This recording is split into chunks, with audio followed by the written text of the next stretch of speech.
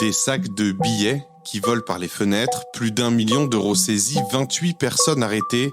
4 ans après le début de l'enquête, c'est enfin l'heure du procès pour le réseau de la Tour K. Du guetteur au vendeur, en passant aussi par les gérants et les nourrices, pour la première fois, à Marseille, tout un réseau de narcotrafiquants défile à la barre. Un procès historique avec un personnage clé, Nordine Achouri. On le présente comme le chef du réseau, mais sans preuve matérielle directe, peut-il être condamné par la justice ? Une question clé dans ce dossier, avec cette crainte aussi qui pèse sur ce procès. Est-ce que l'omerta, la règle d'or dans les réseaux de narcotrafiquants, va être brisée ? Les réponses dans cette nouvelle saison de Cartel Nord. Bienvenue dans la 4e saison de Cartel Nord. Plongez dans les coulisses d'un procès hors norme. Un podcast original, La Provence. Épisode 1. Le procès de la peur. 7e chambre correctionnelle du tribunal de grande instance de Marseille. Il est 8h du matin ce 16 septembre 2015. Après 4 ans d'enquête, le procès du réseau de la Tour K s'ouvre enfin. On s'intéresse au procès hors norme qui s'est ouvert ce matin à Marseille. Durant 3 semaines, la 7e chambre correctionnelle va juger l'un des plans stupes les plus lucratifs de France. Au total, ils sont 28 à comparaître depuis ce matin, accusés d'avoir participé au plus gros trafic de stupéfiants de Marseille, au cœur de la cité de la Castellane. Il y avait beaucoup de presse, on voit rarement autant de presse. Isabelle Cando est la procureure lors de ce procès. Et ça rajoute de toute façon de la pression et ça rajoute de la tension de toute façon, et en tout cas une tension qui est la mienne. Par rapport à aujourd'hui où les salles d'audience sur ce genre de dossier sont relativement vides, beaucoup du public attiré par la curiosité parce qu'on a lu dans le journal et qu'on veut voir à quoi ça ressemble et à qui ces gens-là ressemblent. Bruno Rebstock est l'un des 3 avocats de Nordine Achouri. On a quand même finalement un panel de personnalités très différentes, des nourrices qui sont tout à fait à la périphérie du dossier, d'un Nordine Achouri qui est présenté comme le chef, l'organisateur, le bénéficiaire économique de tout ce trafic, et puis beaucoup d'avocats aussi. Donc oui, il y a une agitation certaine dans les premières heures de ce premier jour de ce procès. Dans la salle des pas perdus, la tension monte, le brouhaha s'estompe, prévenus, avocats, public et journalistes s'apprêtent maintenant à entrer dans la salle d'audience. Et pas n'importe laquelle, ce procès, celui du réseau de la Tour K, se déroule dans une chambre spécialisée du tribunal judiciaire, la 7e chambre, celle qui juge les affaires de criminalité organisée. Cette 7e chambre, elle a une aura, quelle que soit la présidente ou le président, parce que elle a les grosses affaires de Marseille. Philippe Voulant est l'un des 3 avocats de Nordine Achouri. Les affaires qu'on voit chez vos confrères de la télévision nationale ou des journaux nationaux, ça c'est sûr, c'est pour ça qu'elle a cette aura. La 7e chambre, c'est la chambre qui a toute une histoire, qui a vu passer Francis le Belge, qui a vu passer les tueurs du juge Michel, a vu passer aussi des Corses comme Jacques Mariani il n'y a pas encore très très longtemps. On a vu les chimistes aussi de la French qui sont passés devant la 7e. Et puis toutes ces générations montantes qu'on a vu émerger après l'assassinat de Farid Berama. Et c'est en fait ce qu'on appelle la criminalité organisée. C'est-à-dire, en fait, des faits qui sont commis par des individus qui s'entendent. L'image la plus simple, c'est celle d'un clan, l'appartenance à un clan, à une équipe qui est structurée et qui a un projet commun. Peu après 8 heures, la sonnerie du tribunal retentit. Pour la première fois, le visage de celles et ceux impliqués dans le plus grand trafic de stupéfiants de Marseille apparaît au public. Ce qui était intéressant dans ce procès, parce que on voyait les personnes et les témoignages. Claire Duport est sociologue et responsable de recherche à l'association Transversité. C'était d'un côté la diversité des profils des personnes qui étaient impliquées à différents niveaux dans le trafic, et puis d'un autre côté, ou en même temps, la banalité des pères de famille qui avaient du mal à payer le loyer en fin de mois et qui rendaient des services pour pouvoir boucler le budget de fin de mois. Franchement, c'était impressionnant. Donc on dit toujours les jeunes des réseaux, avec cette idée de jeunes tant qu'à faire issus de l'immigration, tant qu'à faire avec des passés délinquants, etc. C'était pas le cas.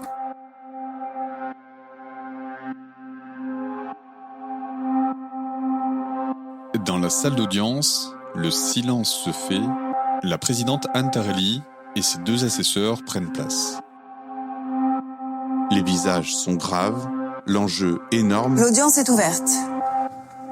Pour bien le mesurer, la juge commence par la lecture du dossier et le rappel des charges. Des petites mains du trafic au chef du réseau, la présidente décide ensuite d'appeler les prévenus à la barre en fonction de leur place hiérarchique dans le trafic. Une stratégie de la pyramide inversée, avec pour point de départ les nourrices, ces habitants de la cité de la Castellane, en charge du stockage de la drogue, des armes et de l'argent. Au total, 7 nourrices défilent ainsi devant les juges, de la mère de famille isolée au père de famille surendetté en passant aussi par de jeunes chômeurs. Elles sont un peu la classe ouvrière du réseau. Mon client dans ce dossier, on sent bien que sa vulnérabilité, elle est matérielle. C'est un homme d'un certain âge qui a une vie professionnelle derrière lui, qui était ouvrier, mais qui avait eu des accidents du travail, il était un peu diminué. Pascal Luongo est l'avocat de l'une des nourrices. Et donc pour retrouver de l'emploi, c'était difficile. Et il se retrouvait en plus confronté à une dette de loyer, il pouvait perdre son logement. Cette vulnérabilité l'a poussé dans le trafic de stupéfiants parce que c'était un moyen commode de se procurer l'argent dont il avait besoin. Et donc, ça permet de comprendre qu'il n'y a pas que des malfaiteurs qui sont poussés par l'appât du gain pour aller s'acheter des grosses voitures. Il y a aussi beaucoup de gens qui sont poussés par l'appât du gain, mais pour se sortir d'une situation de vulnérabilité. Parce que cela procure des revenus, ça procure des ressources. Le réseau est vu comme une entreprise, quelque part, elle est pourvoyeuse d'emplois, de salaires. Et ça, c'est une réalité que ce procès et puis beaucoup d'autres ont mis en lumière. Sur les 7 nourrices, les 7 profils, la justification de vulnérabilité ne saute pas toujours aux yeux de la procureure Isabelle Cando. Certaines, véritablement, en fait, elles se sont proposées. Elles ont accepté en connaissance de cause, en totale conscience. Ils ne lui auront pas été mis la pression. Certaines, oui, mais pas toutes. Pas toutes et pas tous. Et avec, pour certains, ils ont rénové leurs appartements, à un moment donné, c'est-à-dire qu'elles ont négocié leur salaire, c'est ça. Elles n'ont pas été payées au lance-pierre.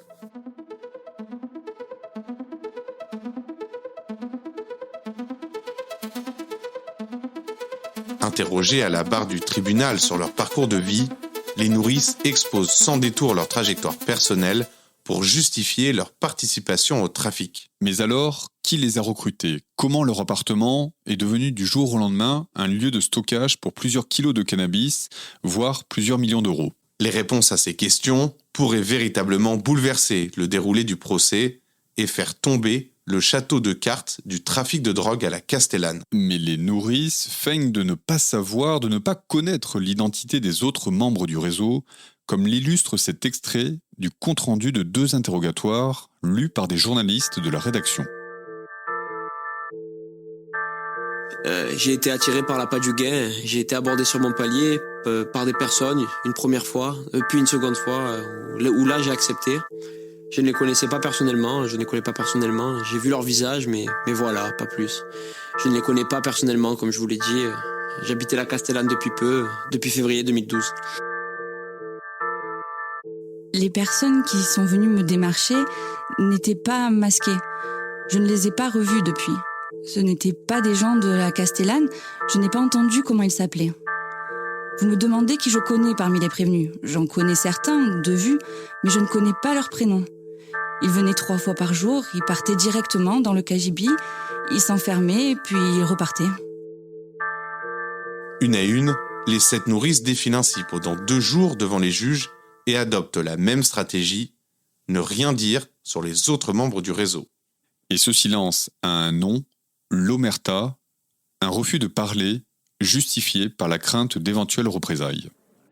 Il y a plusieurs tribunaux Il y a le tribunal devant lequel on plaide et c'est celui qui va infliger la peine. C'est évidemment le plus important. Quoique, il y a également un autre tribunal. C'est celui du banc des prévenus. C'est-à-dire les autres vont entendre ce que votre client dit, ce qu'il dit sur eux, ce que vous dites, ce que vous dites sur eux.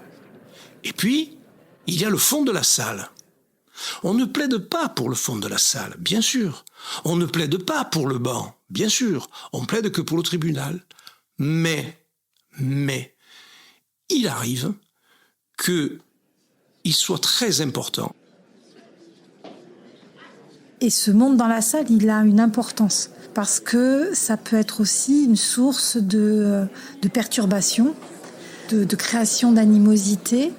Ça peut être aussi une salle qui est là pour savoir ce qui se dit et rapporter.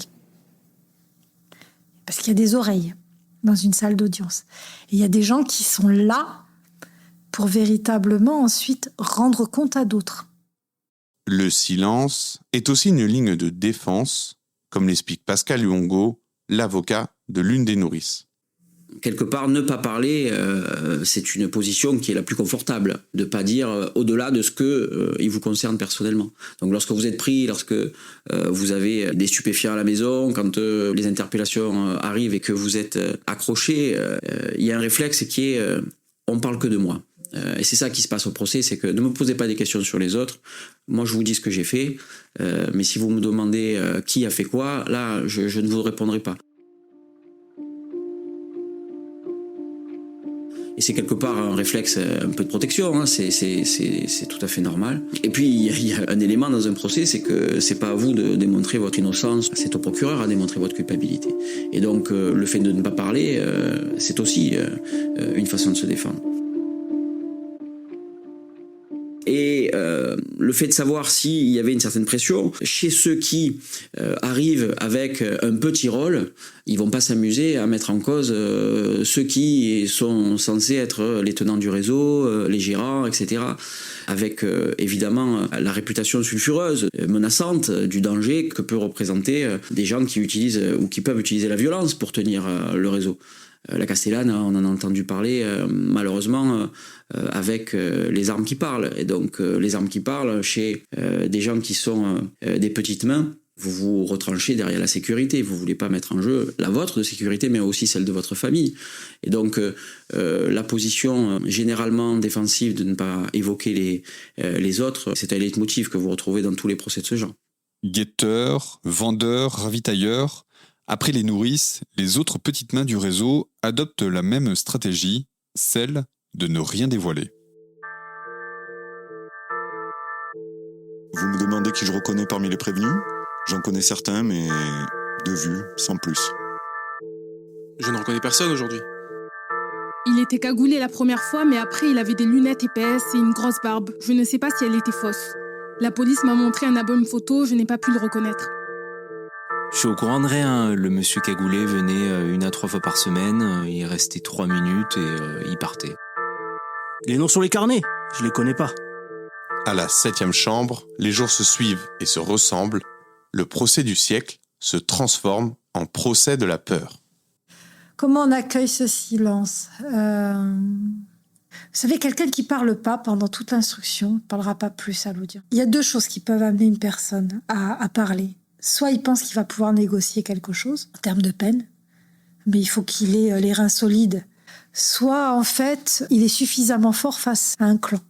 J'en connais pas beaucoup. Je me rappelle pas véritablement avoir vu et avoir assisté à des déclarations totalement fracassantes. Des mensonges fracassants, oui, mais des déclarations fracassantes, non. C'est assez classique, d'autant plus que très souvent, le schéma qui est suivi dans ces dossiers-là, c'est de commencer plutôt par ce qu'on appelle les seconds rôles, voire les 3e rôles ou les 4e rôles, c'est-à-dire des gens de peu d'importance qui sont renvoyés devant le tribunal, mais qui sont considérés comme ayant eu un rôle de logistique ou des petites mains. Et donc, bien entendu, que ce sont souvent ces gens-là qui sont préoccupés de ne rien dire, de ne pas dire, de ne pas interférer dans la défense de gens qui sont hiérarchiquement peut-être supérieurs à eux, ou en tout cas présentés comme tels. Donc je suis absolument pas surpris de la manière dans laquelle on entre dans ce procès. Après les premiers jours d'audience, le procès de cette affaire, plombée par la loi du silence, n'apporte donc aucun élément nouveau sur l'organisation du trafic. Mais au 9e jour d'audience, un interrogatoire clé, un interrogatoire qui peut tout changer, est attendu. Nordine Achouri, le chef présumé du plus grand supermarché de la drogue de Marseille, est appelé à la barre. Un nouvel épisode de Cartel Nord chaque mercredi sur les plateformes d'écoute habituelles. Cartel Nord est un podcast original La Provence. Retrouvez tous les autres podcasts sur laprovence.com.